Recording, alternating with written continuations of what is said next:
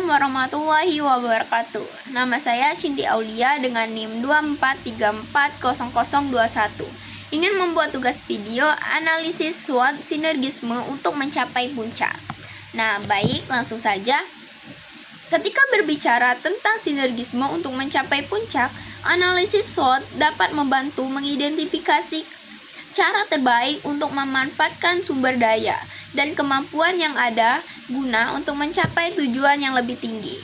Baik, di dalam analisis SWOT itu terdapat 4 tahapan. Yang pertama itu adalah strength, yang berarti kekuatan. Baik, yang pertama, kolaborasi tim. Sinergisme memungkinkan tim untuk bekerja bersama secara lebih efektif, memanfaatkan keahlian dan bakat individu untuk memperkuat hasil keseluruhan. Yang kedua ada berbagi pengetahuan. Dengan sinergisme, anggota tim dapat saling berbagi pengetahuan dan pengalaman yang dapat meningkatkan inovasi dan efisiensi. Yang kedua ada jaringan yang luas. Sinergisme seringkali melibatkan membangun jaringan yang kuat yang dapat membuka peluang baru dan akses sumber daya tambahan.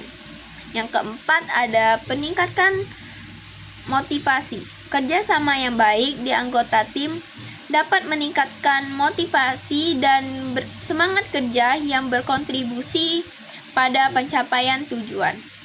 Dan yang kedua itu ada weaknesses, yang berarti kelemahan. Kelemahan yang pertama itu adalah komunikasi yang buruk. Tanpa komunikasi yang efektif, sinergisme dapat gagal karena kesalahpahaman atau informasi yang tidak lengkap. Yang kedua ada konflik antar anggota. Perbedaan pendapat dan gaya kerja dapat menyebabkan konflik yang dapat menghambat sinergisme. Yang ketiga ada akomodasi berlebihan. Terkadang usaha untuk mencapai konsensus dapat mengarah pada keputusan yang optimal. Yang keempat itu ada ketergantungan pada orang lain. Terlalu bergantung pada tim atau anggota lain dapat melemahkan kemampuan individu untuk berfungsi secara mandiri.